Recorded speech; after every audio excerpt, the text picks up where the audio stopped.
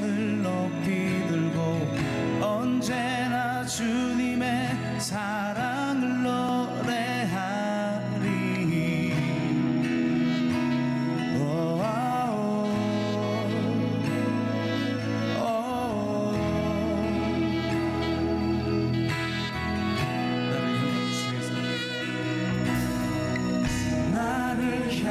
주의 사랑 산과 바다에 넘치니 내 마음 열 때 주님 나에게 참 자유 주셨네. 늘 진리 속에 거하며 나의 손을 높이 들고 언제나 주님의 사랑을 노래하리. 주의 사랑 노래하리라. 영원토록 노래하리라. 주의 사랑 노래하리라. 영원토록 노래하리라. 나를 향한 주의 사랑 산과 바다에 넘치니 내 마음 열 때 주님 나에게 참 자유 주셨네. 늘 진리 속에 거하며 나의 손을 높이 들고 언제나 주님의 사랑을 노래하리. 주의 사랑 노래하리. 영원토록 노래하리. 주의 사랑 노래하리. 영원토록 다시 한번 찬양합니다. 주의 사랑 노래. 주의 사랑 노래하리. 영원토록 노래하리. 주의 사랑 노래하리. 영원토록 노래하리라. 내가 춤을 출 때 다 비웃겠지만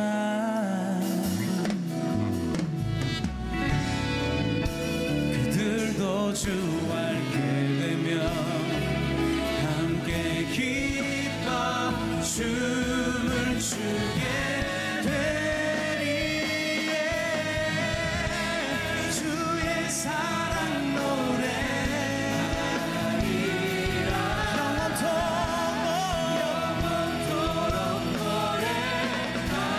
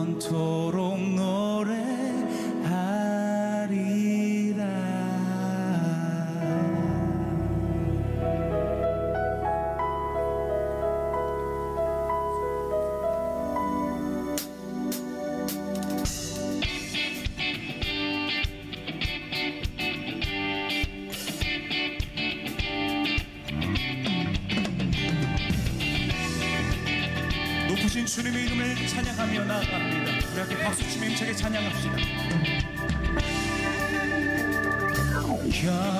경배하리 내 온 맘 다해 찬양하리 내 온 힘 다해 주 찾으리 나 사는 동안 주님의 길을 나 따라가리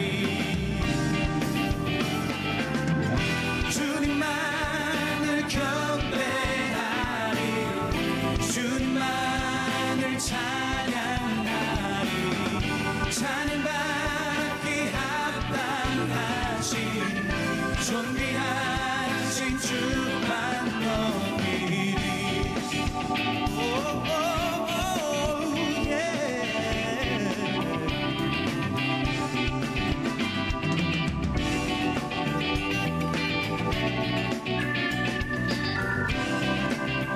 이전 찬양합니다. 무릎 꿇고 주 맞이하리 내 모든 것 다 드리리 주를 향해 내 눈을 들고 주 의지하리 주만 의지하리 주님만을 경배하리 주님만을 찬양하리 찬양받기 합당하신 존귀하신 주만 주님만을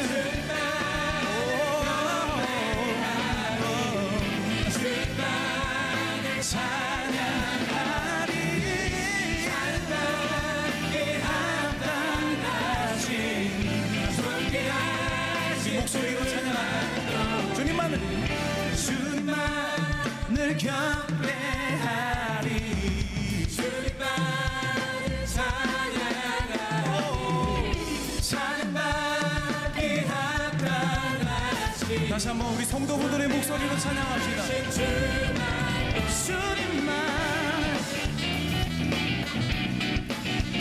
주님만을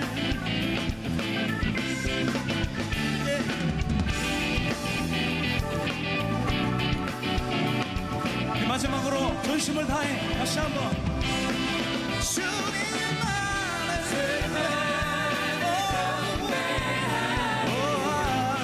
주님만을 찬양하리 찬양받기 합당하신 존귀하신 주만 높이리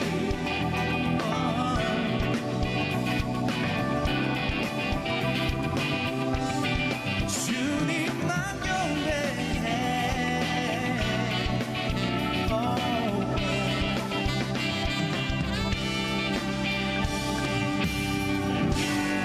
주님께 경배의 박수 높이 올려드립시다.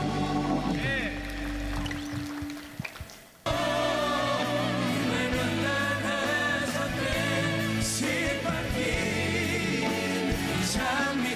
장미꽃처럼 나를 위해 죽으셨네 나의 주 짓밟힌 장미꽃처럼 나를 위해 죽으셨네 나의 주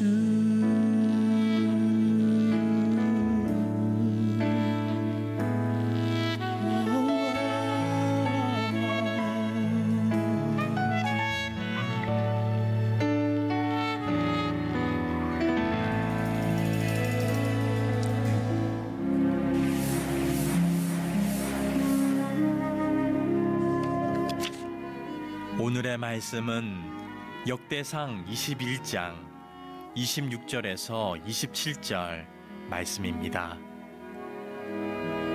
다윗이 거기서 여호와를 위하여 제단을 쌓고 번제와 화목제를 드려 여호와께 아뢰었더니 여호와께서 하늘에서부터 번제단 위에 불을 내려 응답하시고 여호와께서 천사를 명령하심에 그가 칼을 칼집에 꽂았더라. 아멘.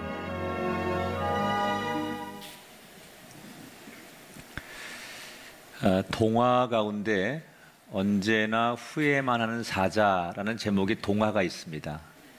이 동화 내용이 이런 겁니다.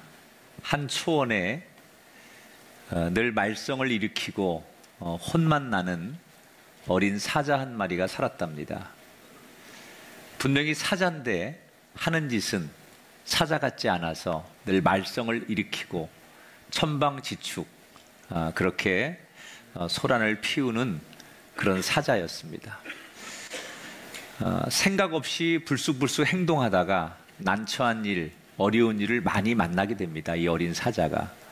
예를 들자면 무작정 가시덤불에 뛰어들었다가 가시에 찔리기도 하고 또 그냥 타조한테 다가가서 놀리다가 타조의 뒷발에 걷어차이기도 하고 사자가 사자답지 않게 사는 거죠. 이런 모습을 안타까워한 사자의 부모가 어린 사자를 불러놓고 신중해야 된다. 이 초원에서 네가 왕이 되려면 사람들로부터 다른 동물들로부터 인정을 받으려면 생각하고 신중하게 행동하는 습관을 가져라. 이렇게 어린 사자에게 조언을 합니다. 어느 날 이 사자가 초원을 걷다가 사냥꾼들이 다른 동물들을 마구 잡아가는 것을 목격하게 됩니다. 다른 때 같았으면 불쑥 뛰어들어서 이를 그르치기도 하고 해프닝이 생겼을 텐데 부모한테 들었던 교훈이 행동하기 전에 신중해라 라는 얘기를 들었기에 어린 사자는 그 말을 새기면서 금방 뛰어들지 않고 생각을 합니다.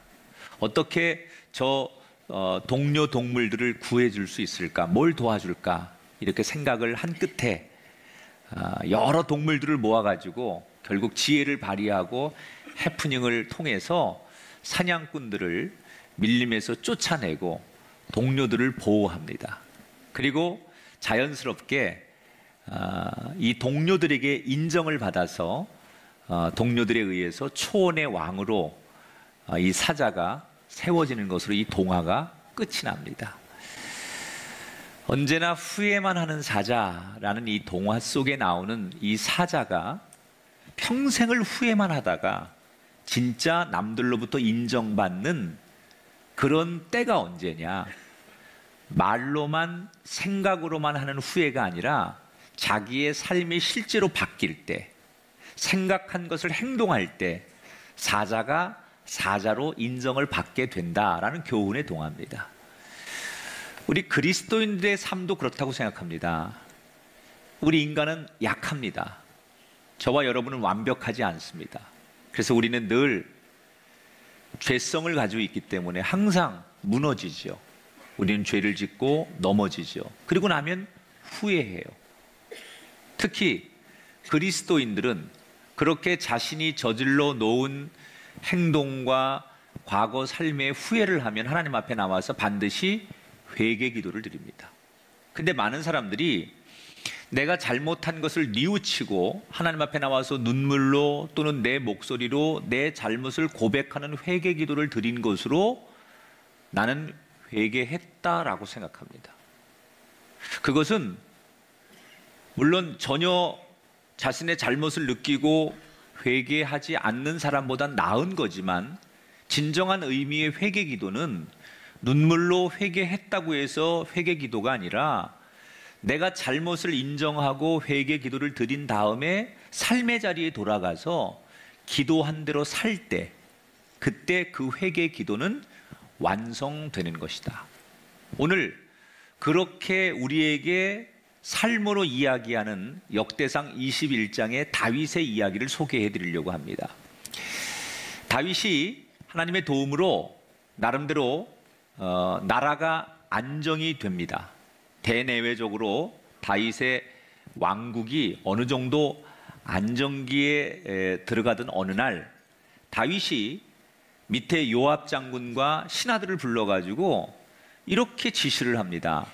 이 나라에 백성들의 숫자를 헤아리는 인구 조사를 해봐라. 자, 나라가 안정된 상황에서 왕이 통치를 하기 위해서 백성들의 숫자를 센다. 이건 너무나 당연한 일이에요. 한 나라의 왕이 어디에 어느 연령층에 몇 명의 백성들이 존재하는가, 이것은 통치를 하기 위해서 가장 기본적인 개념입니다. 가치 있는 일이죠. 그런데 다윗의 이 인구 조사를 하는 당연한 상식적인 이 사건을 성경은 대단히 냉소적으로 표현합니다. 자, 어떻게 성경이 이 다윗이 인구 조사하는 것을 평가하느냐? 오늘 21장 1절에 이렇게 표현하죠. 사탄이 일어나 다윗을 충동하여 이스라엘을 계수하게 하니라. 다윗이 지금 순수하게 인구조사하는 것을 그렇게 보지 않아요. 성경은 어떻게 봤다고요? 사탄이 다윗을 충동질해서 사탄에 의해서 조종당한다, 이렇게 해석을 해요. 왜 성경은 일반적인 인구조사를 이렇게 민감하게 건드렸을까? 제가 거기에는 이 다윗이 인구조사를 하는 목적과 동기가 잘못됐기 때문이라는 거예요. 단순히 왕이 통치를 하기 위해서 백성들과 소통하기 위해서 인구조사하는 거라면 뭐라고 할 얘기가 없는데, 다윗의 의도는 어떤 거였냐면 더 많은 군대를 양성해서 군인들이 될 수 있는 숫자가 얼마나 됐는지를 알아보기 위해서 인구조사를 하는 거고, 그렇게 해서 더 많은 군대를 조직해서 지금보다 더 넓은 영토, 힘 있는 왕이 되고 싶은 욕망, 야망에서 오늘 인구조사를 하게 됐다는 거예요. 여러분, 다윗은 어떻게 해서 왕이 됐습니까? 들에서 양을 돌보던 목동이었습니다. 그런데 하나님께서 그 다윗에게 은혜를 주시고 힘없는 다윗에게 말씀으로 함께 하시고 그 다윗을 인도하셔서 다윗이 전쟁의 영웅이 되고 나라의 왕이 되고 승리자가 됐어요. 다시 말하면 하나님의 인도함대로 여기까지 온 거고 하나님의 은혜로 여기까지 온 사람이에요. 그가 골리앗 앞에서 했던 유명한 말이 있어요. 너는 칼과 창으로 내게 오지만 나는 만군의 여호와 하나님의 은혜로 내게 간다. 이게 다윗이 가지고 있는 철학이고 다윗의 장점이에요. 그동안 전쟁하면서 군대의 힘으로, 사람의 힘으로 전쟁에 이긴 게 아니에요. 그런데 어느 날부터 다윗이 생각이 달라졌어요. 내가 전쟁의 경험이 생기고 승리의 경험이 생기다 보니까 하나님의 은혜 아니고도 내 힘으로, 내 전략으로, 내 머리로, 내 전술로 얼마든지 전쟁에서 이길 수 있다는 자신감이 생기기 시작한 거예요. 지금보다 더 큰 나라를, 더 많은 땅을 차지할 수 있다라고 하는 자기의 경험을 통한 야망이 생기기 시작했다는 거죠. 그래서 은근히 하나님 없이도 내 힘으로 군대를 조직해서 더 넓은 땅과 더 넓은 제국을 완성할 수 있다라고 하는 생각이 어느 날부터 생기기 시작한 거예요. 여러분, 인간의 마음에는 다 저나 여러분이나 죄성이라는 게 있어요. 인간은 죄를 짓고 싶은 본능이 인간에겐 계속 끌어오르는 거예요. 근데 이것을 어떻게 절제하느냐? 어떤 사람은 신앙을 가지고 그걸 절제하고, 어떤 사람은 윤리라는 걸 가지고 절제하고, 어떤 사람은 뭐 상식이라는 걸 가지고 상식적으로 내가 그러면 안 되지, 이래서 자기 안에 끌어오르는 죄성을 누르는 거예요. 통제하는 거죠. 그런데 사탄이 어느 날 내가 더 이상 통제할 수 없도록 나한테 거기에 집착하고, 오늘 성경에 나오는 대로 충동질을 하는 거죠. 그래서 내 마음속에 어떤 생각에 집착하게 해요. 그게 돈이 되었든 권력이 됐든 욕망이 됐든 간에 사탄이 내 마음속에서 그것에 막 집착하게 만드는 거예요. 그러면 그때는 신앙으로도 윤리로도 또는 상식으로도 내가 억누르던 내 죄성이 더 이상 절제되지 않아서 집착하는 그 순간 그 죄성이 확 폭발을 하는 거죠. 그래서 사람이 무너지는 거예요. 지금 다윗이 사단이 그 마음속에 내 힘으로 할 수 있다, 지금보다 더 인정받을 수 있는데 왜 내가 여기에 머물러야 하느냐라고 하는 사단이 준 생각에, 충동질한 생각에 자기 마음을 빼앗기면서 죄성이 나오기 시작하는 거예요. 하나님이 다윗에게 원하셨던 나라는 어떤 나라냐? 지금보다 더 넓은 영토, 더 많은 백성을 거느리는 제국을 건설하는 게 하나님이 원하시는 게 아니었어요. 하나님이 다윗을 왕으로 세우셨을 때 다윗에게 원하셨던 나라는 땅이 넓어지는 것이 아니라 하나님의 말씀이 넓어지고 하나님의 은혜가 넓어지는 나라를 원하셨던 거예요. 그런데 다윗은 하나님의 말씀과 은혜로 넓어지는 나라가 아니라 땅이 넓어지는 나라를 꿈꾸기 시작하면서 죄를 짓기 시작한 거예요. 내 힘을 보여주고 싶은 욕망. 그래서 성경은 다윗이 인구조사한 내용을 비판적인 시각으로 바라보면서 사단이 다윗의 마음을 충동질했다라고 표현합니다. 자, 이 다윗의 이런 행동이 신하들 보기에도 얼마나 잘못됐는지 금방 아는 거예요. 그래서 요압 장군이나 다른 신하들이 왕에게 처음에는 왕이시여 다시 한번 생각해 보십시오. 지금 왕이 하는 일은 하나님 앞에 잘못된 일입니다. 우리는 하나님을 의지하고 믿음으로 여기까지 온 사람들인데 왜 인간적인 방법을 쓰고 왜 인간의 힘을 의지하려고 합니까? 이 인구조사 합당하지 않으니 안 했으면 좋겠습니다. 이렇게 왕에게 충언을 합니다. 그러나 이미 다윗의 마음이 너무 강했기 때문에 다윗이 밀어붙이고 신하들은 할 수 없이 왕의 명령을 거역할 수 없어서 인구조사를 하게 됩니다.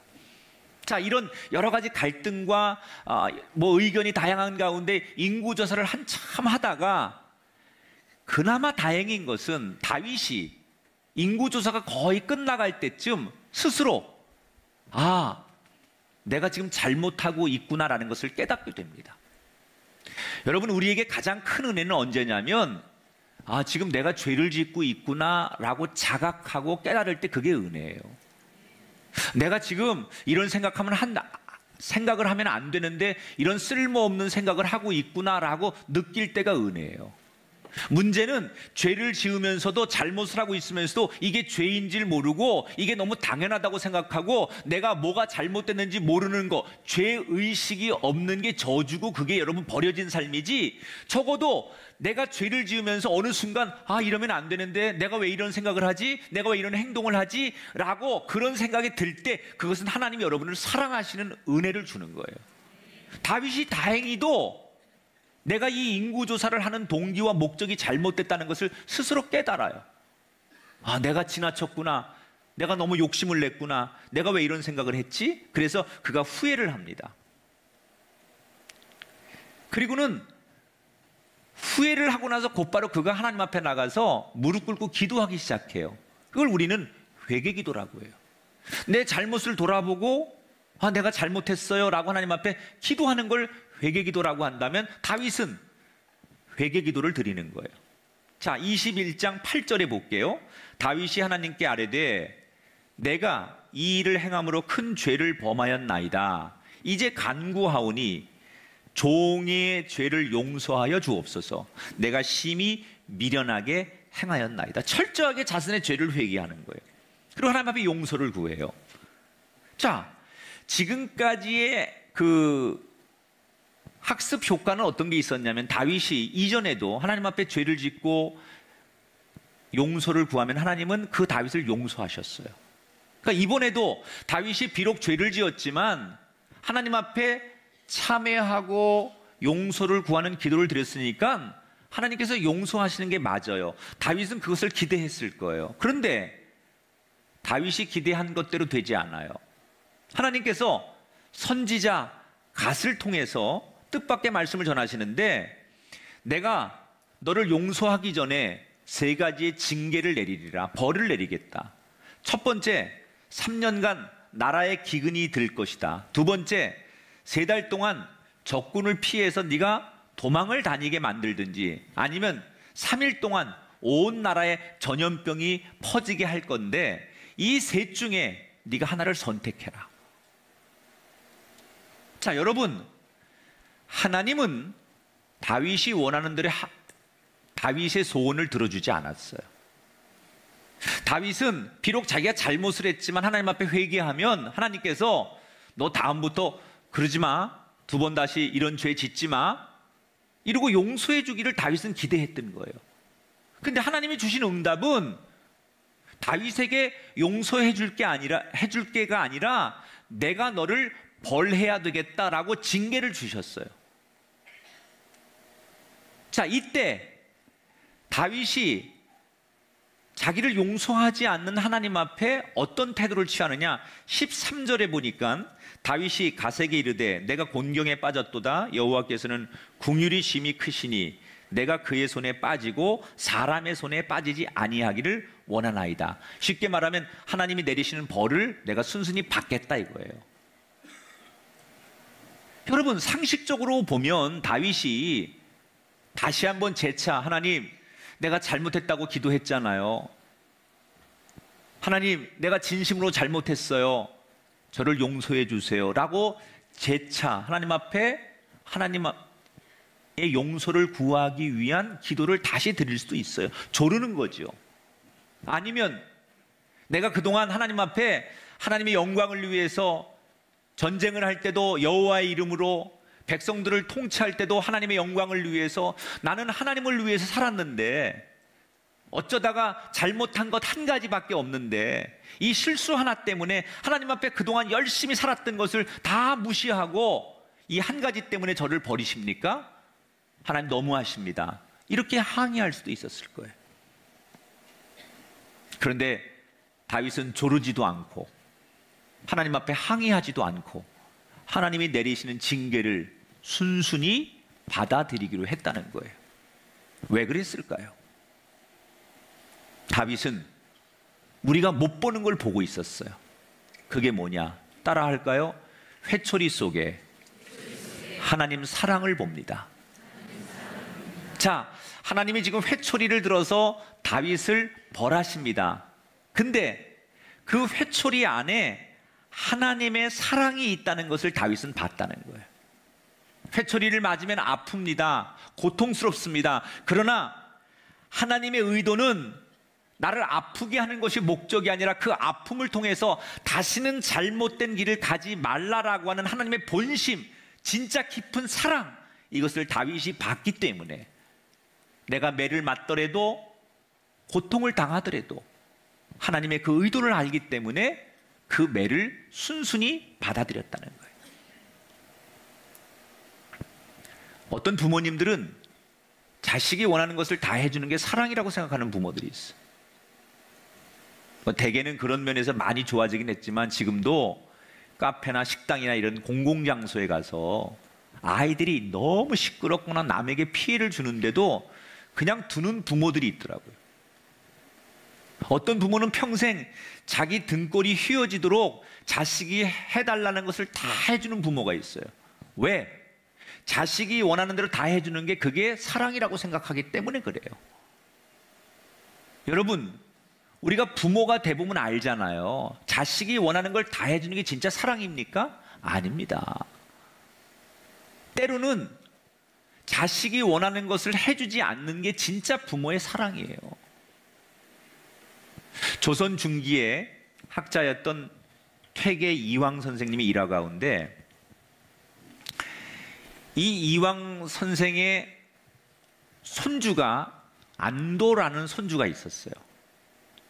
근데 이황 선생님이 이 손주를 너무너무 이뻐해요. 얼마나 이뻐했는지 16년 동안 그 손주가 자라나는 동안에 편지를 계속 써줍니다. 손주를 위해서. 그런데 그 편지가 지금 우리에게 후세대에게 이렇게 보존돼서 전해진 게 한 125통 정도가 지금 보존돼서 전해지는데 나머지는 없어진 거죠. 많은 편지를 썼을 텐데 다 소실되고 전해지는 것만 125통이 남았는데 그 편지의 내용은 어떤 거냐면 예를 들면 그런 거예요. 그 손자가 과거 시험에 합격했을 때 할아버지로서 너무 기뻐했던 이야기. 그 손주가 뭐 사춘기를 겪으면서 흔히 있는 뭐 고민들, 연애 상담, 세상 사는 이야기 이런 걸 할아버지로서 손주가 너무 이쁘니까 글을 통해서 편지를 통해서 그 손주와 나누는 이야기. 자, 그런데 어느 날 이렇게 아끼던 안도라는 손주가 이제 커서 장가를 갔는데 아들을 얻었어요. 얼마나 이뻐요. 그래서 이 할아버지가 너무너무 기뻐하는 거예요, 이황이. 그런데 하필 이 안도의 아내가 아기를 낳은 지 얼마 안 돼서 또 임신을 해요. 그러다 보니까 젖이 안 나오는 거예요. 어린 아기에게 젖을 먹여야 되는데. 그래서 이 손자가 할아버지 이황한테 이렇게 요청을 합니다. 할아버지 하인 중에 얼마 전에 딸을 낳은 하녀가 있지 않느냐. 그 하녀를 내게 유모로 보내달라. 이렇게 요청을 합니다. 자, 그러면 상식적으로 이황이 자기가 그렇게 아끼는 손자의 부탁이니까 자기 하녀를 유모로 보내줄 수 있는 게 상식 아닙니까? 그런데 이황이 이걸 거절해요. 그렇게 아끼는 손자인데. 그러면서 유명한 말을 남기죠, 이황이. 내 자식 살리겠다고 남의 자식을 굶겨 죽일 수 있겠느냐. 그러니 조금만 참아봐라. 이 손자가 그 뒤에도 할아버지 이황에게 몇 번 더 요청을 했지만 그때마다 이황은 매몰차게 손자의 요청을 거절합니다. 그런데 이 안도가 그 젖이 안 나오니까 할 수 없이 죽을 먹이면서 아기를 키우다가 이 아기가 불행하게도 2돌을 넘기지 못하고 죽습니다. 이때 이 소식을 듣고 이황 할아버지가 친구들 앞에서 진짜 꼭꼭 소리를 내면서 대성통곡을 한다는 거예요. 자, 이런 상황이 생길 줄 알면서 이황은 왜 그렇게 정말 눈에 넣어도 아프지 않은 손자의 요구를 거절했던 것일까? 그가 남긴 말 속에 답이 있는 거예요. 내 자식 살리자고 남의 자식을 굶기는 그런 일을 내 자식에게 주는 게 사랑이 아니라는 거예요. 지금 당장 살리기 위해서 그렇게 해주면 내 사랑하는 손자가 평생 남을 우습게 생각하고 군림하는 사람이 되고 배려 없는 사람이 되는 것, 그게 내 손자를 위해 살 일이 아니라는 것을 할아버지는 알았던 거예요.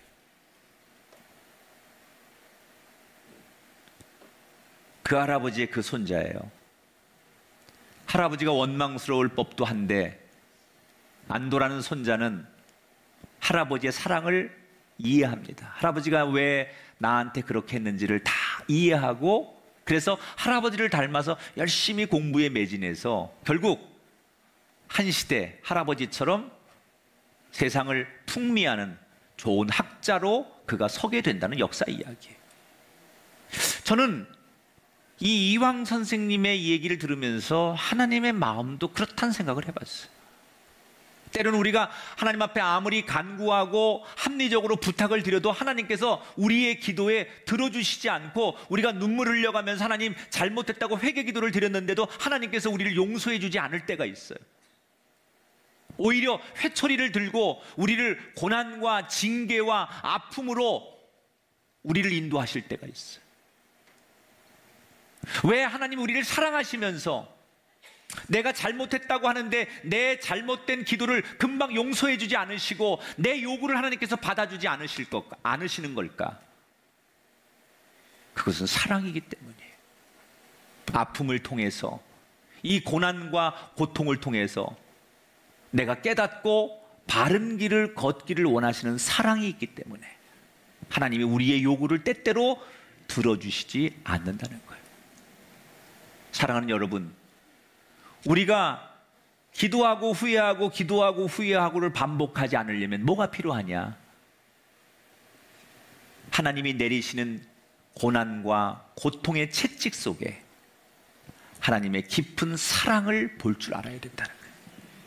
여러분이 당하는 고난과 아픔과 실패를 통해서 하나님이 나를 얼마나 깊이 사랑하시는지 그 사랑을 보는 눈이 열리게 되기를 주의 이름으로 축원합니다.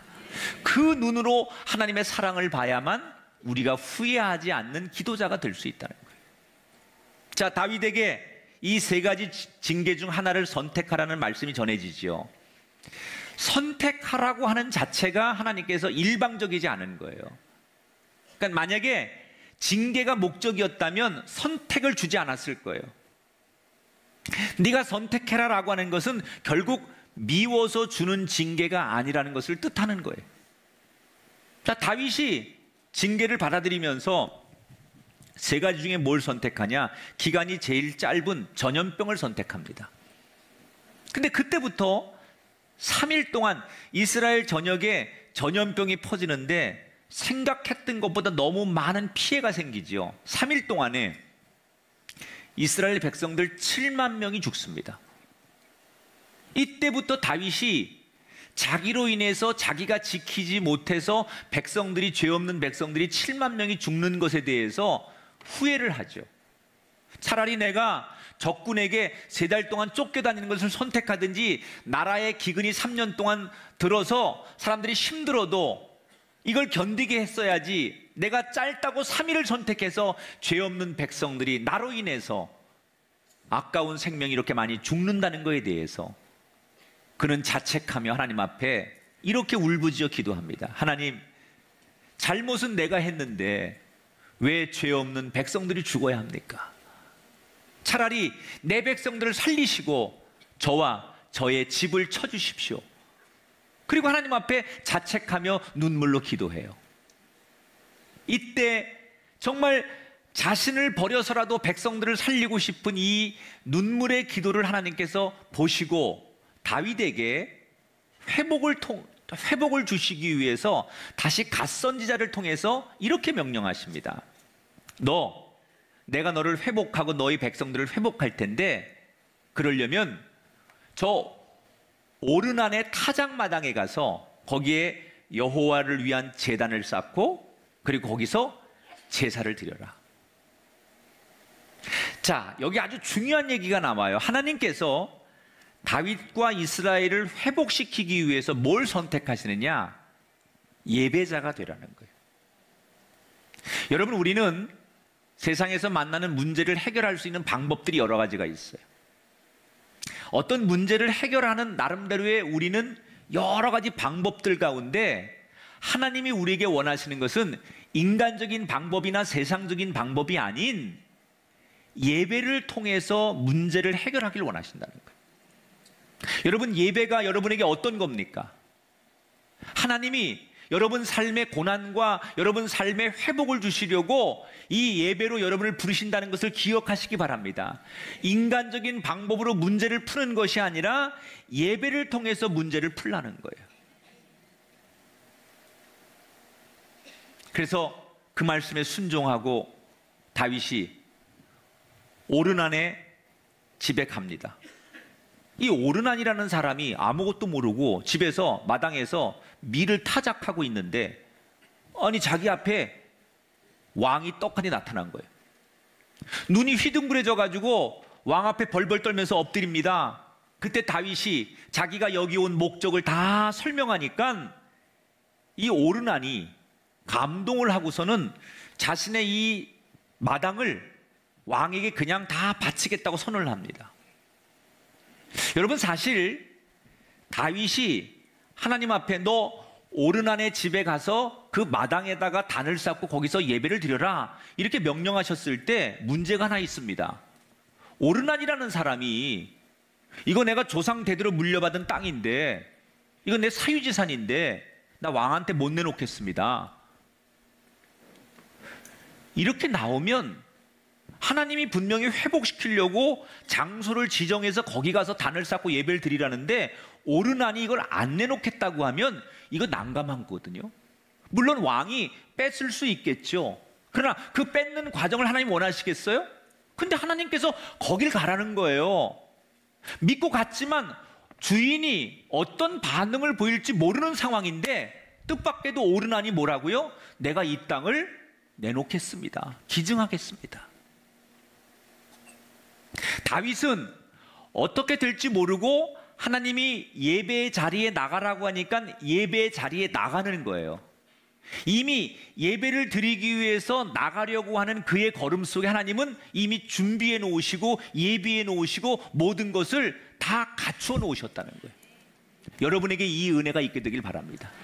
여러분이 주일을 기다리고 이 거룩한 예배를 이미 드리기 위해서 하나님의 전에 올라오는 마음을 갖고 내가 무슨 일이 있어도 하나님 앞에 예배를 드려야지, 내가 하나님 앞에 예배자가 돼야지, 이렇게 여러분 삶을 예배의 자리로 가지고 나오려고 마음 먹을 때 하나님은 여러분의 인생에 준비해 놓고 예비해 놓으실 것을 미리 허락하시는 줄 믿습니다.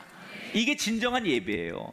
예배의 자리에 나오기 전에 예배의 자리를 사모하고 그 예배의 자리에 가려고 하는 마음을 가질 때 하나님이 여러분 인생에 필요한 것을 예비하시고 준비하신다는 거예요.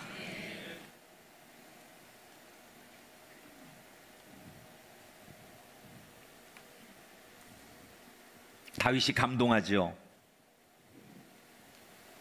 그러면서 다윗이 이 오르난에게 그 자리에서 이렇게 고백을 해요.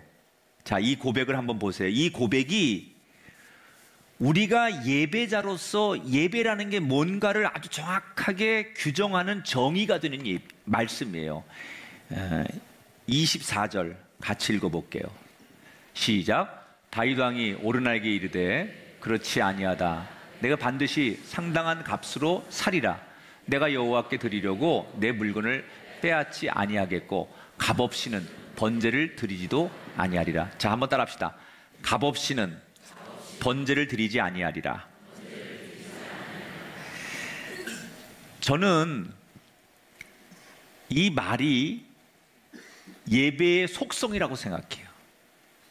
예배는 반드시 대가를 지불하는 게 예배예요. 우리가 하나님 앞에 우리가 지은 죄를 용서받기 위해서 우리가 반드시 우리의 시간과 정성과 노력과 마음과 재능과 물질을 하나님 앞에 드리는 이 대가를 지불할 때 하나님 앞에 우리가 죄 용서를 받는 거예요. 우리가 하나님 앞에 우리의 기도를 드려서 그 기도의 응답을 받으려면 그냥 드리는 것이 아니라 예배자로서 마땅히 하나님 앞에 우리의 대가를 드릴 수 있는 예배자가 되어야 된다는 거예요. 여러분이 드리는 예배는 그렇게 우리가 함부로 생각할 수 있는 예배가 아니에요. 하나님을 만나는 그 예배는 우리가 값을 지불해야 돼요. 대가를 지불해야 돼요. 그래서 내 시간과 내 정성과 내 노력과 내 마음과 내 재능을 하나님 앞에 드리면서 예배의 자리에 나올 때 그게 온전한 예배라는 거예요. 다윗이 예배를 통해서 회복하려고 할 때 뭘 해요? 대가를 지불하지 않고는 내가 하나님 앞에 예배자로 설 수 없다는 거예요. 우리는 그런 정성이 우리에게 필요하다는 거예요. 주일 바쁘죠. 분주하죠. 선택할 게 많죠. 그러나 그 모든 것을 내려놓고 시간을 드리고 내 마음을 드리고 어떤 다른 우선순위보다 하나님 앞에 예배를 드리려고 하는 그런 노력과 정성이 모아질 때 값을 지불하여 드리는 예배가 될 때 하나님이 그 예배를 온전히 받으셔서 우리를 화목해 하실 줄 믿습니다. 그래서 다윗이 오르나니 그냥 주겠다고 한 그 땅을 안 받아요. 금 600세겔을 주고 사요. 하나님 앞에 드리는 예배인데 거저받아서 하나님께 드리고 싶지 않다는 거예요. 반드시 내 것을 지불해서 대가를 지불해서 하나님 앞에 올려드리겠다는 거예요.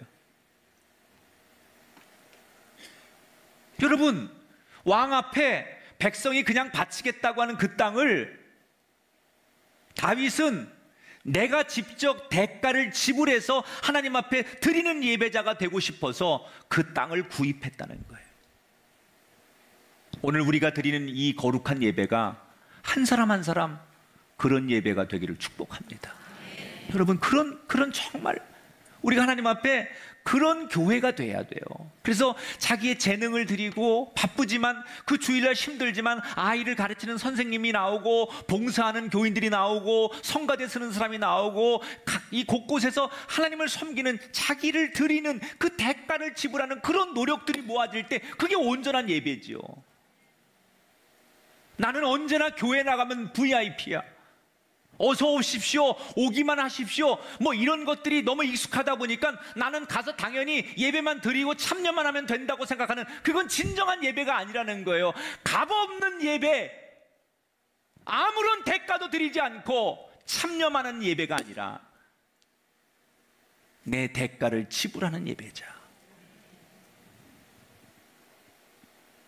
값없이는 번제를 드리지 아니하리라. 이 다윗의 예배론을 우리가 배워야 된다는 거예요. 또 하나 저는 오늘 이 본문에 감동적인 게 하나 있어요. 그게 뭐냐? 다윗이 지금 하나님 앞에 회개하고 엎드리고 겸손해졌는데, 하나님 내가 잘못했습니다. 그리고 하나님 앞에 겸손하게 회개 기도를 드렸는데 일어나서 백성들 앞에서는 자기가 왕이기 때문에 군림하고 권력을 휘두르는 왕으로 쓰지 않고 하나님 앞에 엎드린 그 모습 가지고 일어나서 백성들 앞에서도 여전히 겸손하고 하나님 앞에 엎드려 있고 하나님 앞에 참회했던 그 모습으로 사람들 앞에 섰다는 거예요. 그래서 오르난의 타작마당을 사는 거예요.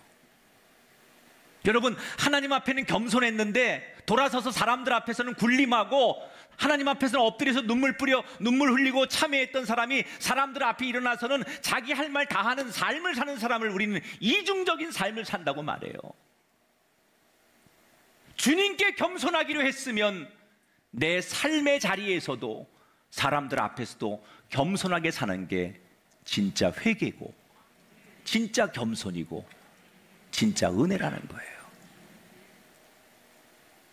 하나님 앞에는 겸손한 척 해놓고 오르난 앞에 가서는 교만했던 다윗이라면 그가 그 전에 흘렸던 눈물, 하나님 앞에 겸손한 척 했던 그 모든 기도는 다 물거품이 됐을 거라는 거예요. 따라합시다. 죽게 하듯 사람을 대해야 합니다. 우리가 후회하지 않는 기도자가 되려면 하나님 앞에 우리가 그때 결심했던 그 모습, 그 은혜를 그대로 간직해야 돼요. 다윗은 하나님 앞에 겸손하기로 결심하고 그 마음과 그 결심을 그대로 사람에게 그대로 투영했다는 거예요. 자, 그랬더니 하나님께서 그 겸손함을 그대로 유지하는 다윗에게 어떻게 응답을 하십니까? 하나님 멋있는 분이에요. 그 중심을 다 보시고 제대로 평가하시는 거예요. 26절을 보세요. 읽어보세요. 다윗이 거기서 여호와를 위하여 제단을 쌓고 번제와 화목제를 드려 여호와께 아뢰었더니 여호와께서 하늘에서부터 번제단 위에 불을 내려 응답하시고, 여러분의 인생에 불이 임하길 축복합니다. 여러분, 제일 은혜를 크게 입는 건 불이 임하는 거예요. 내 인생에. 여러분 가정에 불이 임하셔야 돼요. 우리 교회 불이 임하는 재단이 되길 바랍니다. 불이 임한다는 건 하나님이 임재하신다는 거고요, 하나님이 그곳에 함께 하신다는 거고요. 불이 임하면 어둠이 떠나가지 않습니까? 불이 임하면 여러분 추웠던 것이 따뜻해지지 않습니까? 불이 임하면 모든 것이 다 태워지지 않습니까? 여러분의 죄성, 여러분의 불안함, 여러분의 염려, 여러분의 실패가, 여러분의 과거가 하나님의 임재와 불이 임하는 순간 다 태워지는 거예요. 여러분의 인생에 불이 임할지어다 하나님께서 불을 내리셔서 다윗의 기도를 기쁘게 받으셨어요. 여러분, 무엇이 하나님을 그렇게 감동시킨 겁니까? 다윗의 화려한 언변 때문입니까? 다윗의 천재적인 음악성 때문입니까? 다윗이 하나님 앞에 드렸던 예물 때문에 하나님이 감동하시는 겁니까? 아닙니다. 하나님께 했듯이 사람에게도 변하지 않고 진심으로 겸손했던 그 태도를 하나님이 기쁘게 받으신 거예요. 우리의 기도가 다시는 후회하지 않는 기도가 되려면 오늘 우리가 하나님 앞에 예배하고 기도하고 눈물 흘려 하나님 앞에 참여했다면 이 모습이 이번 한 주간 여러분 가정에서, 일터에서, 세상에서, 사람들 앞에서 동일하게 똑같이 하나님 앞에 기도했던 그 마음, 하나님 앞에 눈물을 흘렸던 그 마음, 하나님 앞에 겸손했던 그 마음을 가지고 한 주간을 그렇게 살아갈 때 우리의 기도는 완성될 줄 믿습니다. 다윗은 이때 이 경험을 평생 잊고 싶지 않았어요. 그래서 그가 이 감격스러운 영적인 체험을 평생 유지하기 위해서, 기억하기 위해서 그 오르난의 타작마당에 이것을 특별히 구별하기 위해서 거기 뭘 세웁니까? 그게 바로 예루살렘 성전을 그 자리에 세우는 거예요. 그래서 예루살렘 성전이 오르난의 타작마당에 세워지게 되는 거예요.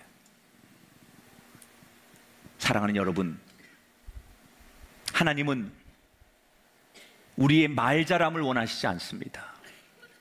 우리의 처세술을 원하시지 않습니다. 차라리 침묵하고 우리가 아주 재빠르게 행동하지 않아도 말 없는 그 침묵 속에 하나님께 대하듯 세상에서도 변함없는 그 진실함을 하나님은 원하십니다. 우리의 기도가 완성되기를 축복합니다. 우리가 보통 사람들에게 이 사과하고 싶을 때 어떤 사람은 뭐 선물로 사과하고 또 상대방을 달래고 설득하고 자기의 언변으로 이해시키려고 하는데, 여러분 상대에게 진짜 사과하는 것은 선물이나 언변이 아니에요. 상대에게 진짜 내가 잘못한 것을 사과하는 사람의 진짜 가치는 내가 달라진 삶을 보여주는 거예요. 아, 저 사람이 정말 달라졌구나. 하나님 앞에 내 죄를 참회하는 가장 좋은 건 눈물 뿌려 기도하는 것이 아니라 하나님 앞에 용서를 구한 뒤에 달라진 나의 삶을 보여주는 거예요. 혹시 이 자리에 후회되는 일로 고민하고 기도한 분이 계십니까? 내가 하나님 앞에 겸손하게 기도했다면, 사람을 대할 때도 똑같이 겸손하게 기도하면 하나님께서 여러분의 기도를 받아주실 줄 믿습니다. 이 다윗의 인생은 성전을 짓는 인생이에요. 오르난의 타작마당에 하나님을 위해서 예루살렘의 성전을 지었듯이 오늘 저와 여러분 인생도 다윗처럼 성전을 짓는 인생이 되기를 바랍니다. 두 가지를 우리는 우리의 기도가 후회되지 않는 기도를 드리기 위해서 기억해야 돼요. 내가 원하지 않는 회초리, 고난, 실패, 어려움, 질병, 많은 고통이 내 인생에 온다 할지라도 그 고통을 주시는 하나님의 본심, 하나님의 마음을 볼 수 있기를 바랍니다. 그 하나님의 사랑을 보는 순간 내게 내리시는 징계나 고통이나 회초리가 넉넉히 감당될 수 있다는 거예요. 입 따로 몸 따로가 아니라 하나님 앞에 기도한 그 모습 그대로 사람에게도 그렇게 할 수 있는 우리가 되기를 바랍니다. 하나님은 절대로 우리가 망하기를 원하시지 않아요. 우리가 다시 회복하기를 원하세요. 여러분의 가정이 건강해지기를 원하세요.